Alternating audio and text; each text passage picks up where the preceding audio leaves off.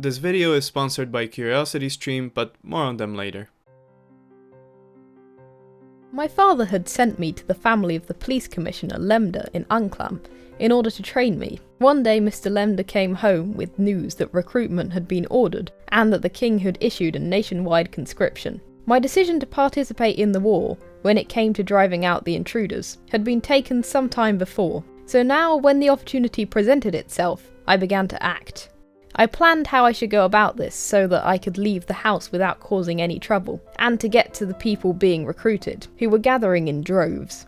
When Lemda's wife happened to catch me while I was making male clothes, I pretended that I wanted to give them to my younger brother, who was my size. When I had prepared everything, I cut off my long hair and left wearing my man clothes, leaving all my other belongings behind. In the darkness of the night, I went to Jasnitz, near Stettin, a large village on the Oder, where the recruiters were. Here I pretended to be a boy tailor, where I was promptly accepted and sent to the reserve battalion of the Kolberg regiment in Volyn, where I was trained. The recruits and volunteers were first sent to Kolberg, because there was no time for any actual thorough inspection. If the recruit verbally agreed to serve in the military, there were no further questions and they were given a coat, a little mounting stand, a rifle, a pouch with 60 cartridges, and a slip of paper that read, "Report to Captain von Schmidt in Volyn for training and bring this and that with you." Among the fresh recruits who arrived at the camp, there was a very handsome young person who was assigned to the 4th Company, and who, despite his lively temperament on the dance floor, otherwise behaved well and diligently learned his duties. So began the story of a Napoleonic Wars Prussian soldier called August Lübeck, also known by her real name, Sophie Dorothy Friedrich Krüger. However, before we look at Sophie, an other woman who chose to join the army in the Revolutionary and Napoleonic Wars while pretending to be men, it would be prudent to first look at the general history of women warriors in Europe. So we first turn to the Middle Ages. The early Middle Ages were a very tumultuous time. For a myriad of internal and external reasons, the Western Roman Empire fell to invading barbarians of mostly Germanic origin, and new political, social, and economic institutions were formed. To what extent these new institutions were connected to classical, mostly Roman, institutions is debated, and if you want to know more on that, watch the beginning of my early medieval guilds video. The very patriarchal classical Roman and Greek societies, with their quote-unquote professional armies, would never let a woman fight, let alone lead an army to battle. But in medieval Europe, with the new institutions in place, this wasn't necessarily the case. Even though written evidence is hard to come by for early medieval Europe, some snippets combined with archaeological records of warrior woman burials show that warrior women who fought alongside men did exist, most notably in Norse and Rus societies, but also in Germanic and other ones. One medieval monk wrote about these women Norse warriors, stating, "There were once women in Denmark who dressed themselves to look like men and spent almost every minute cultivating soldiers' skills. They did not want the sinews of their valor to lose tautness and be infected by self-indulgence. Loathing a dainty style of living, they would harden body and mind with toil and endurance, rejecting the fickle pliancy of girls and compelling their womanish spirits to act with a virile ruthlessness. They courted military fame so earnestly that you would have guessed they had unsexed themselves. Those especially who had forceful personalities or were tall and elegant embarked on this way of life. As if they were forgetful of their true selves, they put toughness before allure, aimed at conflicts instead of kisses, tasted blood, not lips, sought the clash of arms rather than the arm's embrace, fitted to weapons hands which should have been weaving, desired not the couch but the kill, and those they could have appeased with looks they attacked with lances."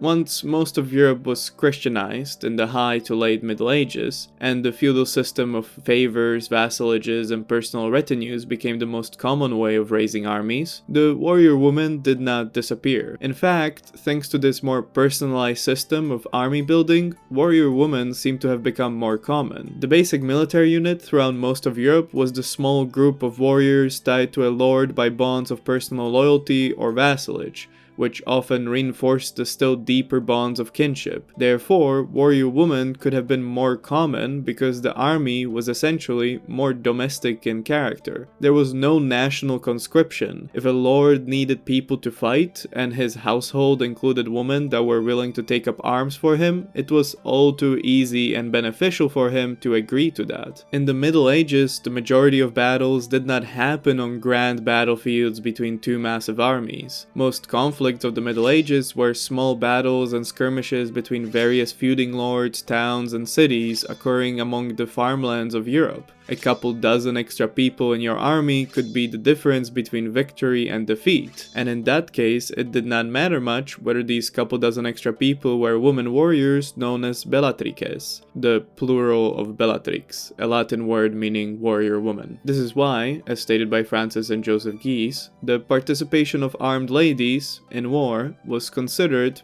when everything is taken into account, as fairly normal. In fact, not only was the participation of women in combat considered normal, but women leading a medieval army was also fairly normal. The most famous example everyone knows about is Joan of Arc, but there were plenty of others. Athelflaed, the daughter of Alfred the Great, led an army with her brother Edward attacking the Scandinavians settled in the north of England. A Lombard princess, Sigelgaita, was said to present a fearsome sight when dressed in full armor and was credited with rallying her husband's men at the siege of Durazzo in 1081 by chasing after the enemies on horseback and threatening them with her spear. There was also Theresa of Portugal, who raised and led her own army purely because she just wanted to conquer more land, and Matilda of Tuscany led an army in defense of the Pope and was said to have been the most prudent war leader and most faithful soldier of Saint Peter. There was even an early 15th century handbook written by a noblewoman for other noblewomen which stated that she ought to have the heart of a man. That is, she ought to know how to use weapons and be familiar with everything that pertains to them, so that she may be ready to command her men if the need arises. She should know how to launch an attack, or to defend against one, if the situation calls for it. She should take care that her fortresses are well garrisoned. With all that said, however, with the fact that warrior women or women leading armies wouldn't be strange in medieval Europe, there's much more nuance to this. The occupation of a warrior was always seen as a male job, even on occasions when gender roles had been loosened, like in some places in the Middle Ages. Women warriors, even though not unusual for any soldier to see on the battlefield, weren't numerous in any stretch of the imagination. Bellatrices, if present in a battle, always constituted a small minority of the army, a minority whose presence wouldn't be unusual, but a minority nonetheless.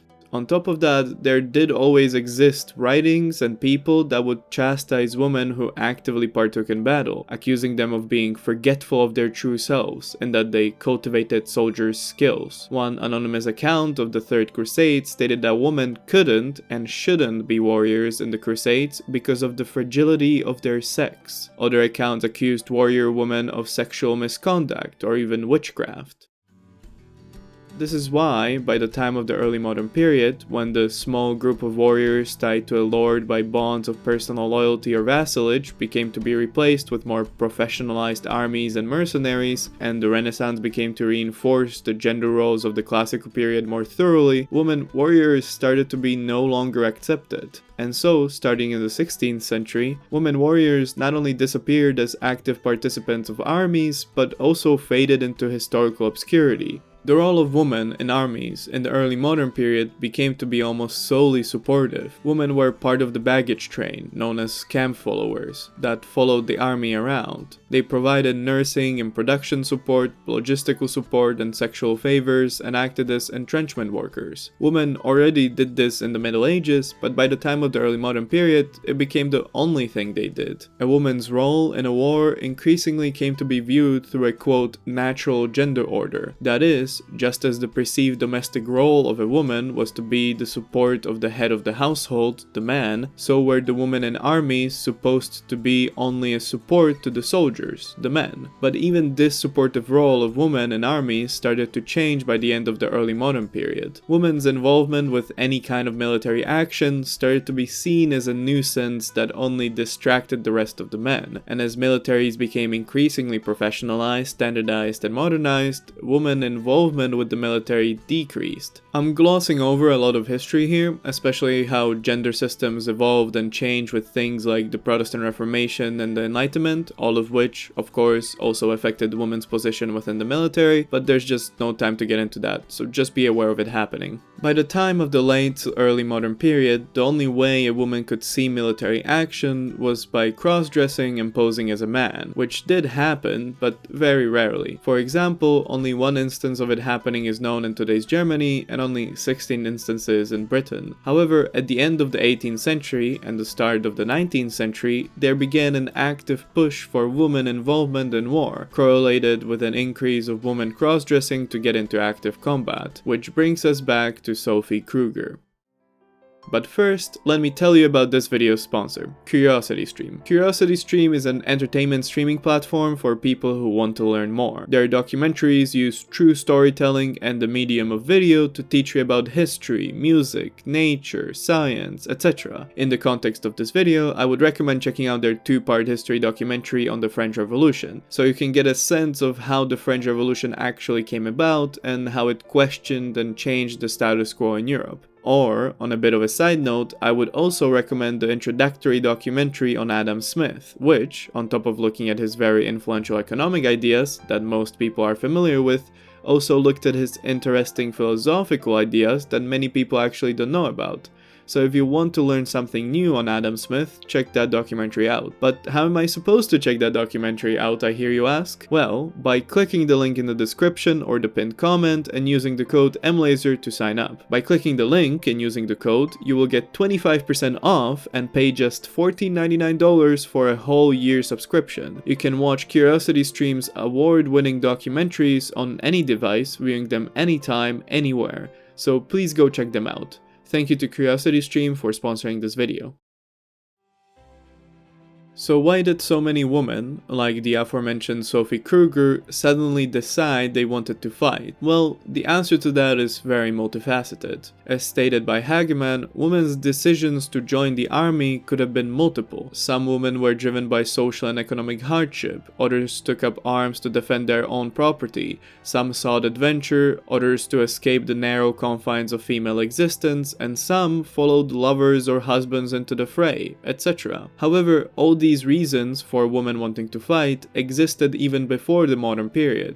So why the change now? Well, what the Revolutionary and Napoleonic Wars provided that wasn't there before was a restructuring, or at least questioning of, core social dynamics and ideas all across Europe. Ever since the French Revolution, the status quo was being challenged. The superficial individual loyalties to a monarch, to a people's sovereign, started to be superseded by one's loyalty to a perceived ethnic kinship, to one's own peoples, to a nation which, theoretically, was composed of equals, of both women and men. This meant that the period of the Revolutionary and Napoleonic Wars provided a nationalistic drive for mostly young women to fight for a perceived single and equal national identity. This was correlated with the push by women towards equal rights not only in politics or the workplace but also in the military. For example, it was the first time in history that a quote army of Amazons was seriously tabled to national governments by women in countries like France and Prussia. It was also the first time for most European countries that a nationwide conscription was enacted, the administration of which was poor in favor of quick recruitment, and so many women could easily enlist without being found out. These conscriptions were clearly meant for men, but some nationalistic women, like Sophie Krüger, felt like they had the patriotic right to sign up, and so they did. The already existent reasons for women wanting to fight, combined with the rise of nationalism across Europe and the enacting of first national conscriptions, created a situation which was ripe for an increase in women cross-dressing and joining the army. It is prudent to mention, however, that even though there was an increase in women cross-dressing to join the army at this time, it was still a very marginal number, and most women involvement with the war and the military was on the home front.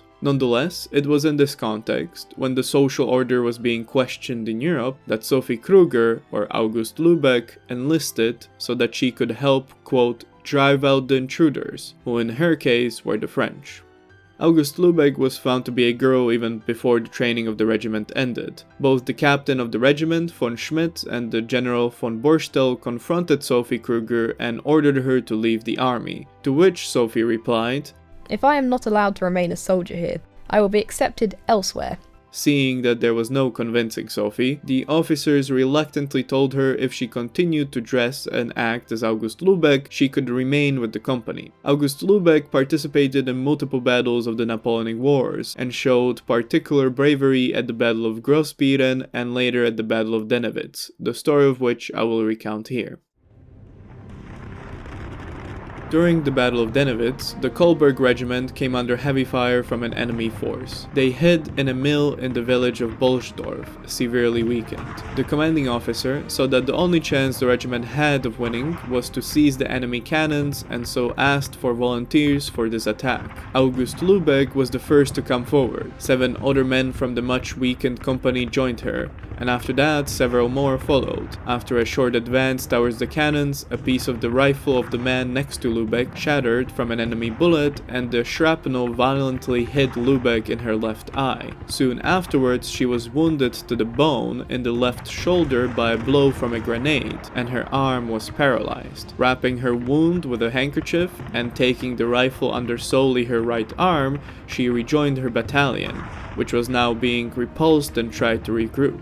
Half an hour later, after the battalion regrouped, they advanced again towards the cannons and she was hit by a blow in the right foot, the force of which turned her round in a circle and knocked her down on the ground. However, even before a medic, who rushed to her aid, had time to stop the bleeding and bandage her up properly, she pulled herself up again and joined in the pursuit of the enemy with her regiment, which had secured the cannons. After she recovered from her injuries, she fought in the 1814 campaigns, entered Paris as part of the coalition troops, and, for her enormous bravery, received the Iron Cross Second Class and the Russian Order of St. George. Then, a year later, she fought in the Waterloo campaign, helping to defeat Napoleon for good. After that, she retired from the military, whereupon her story became public and she became an overnight sensation in Prussia.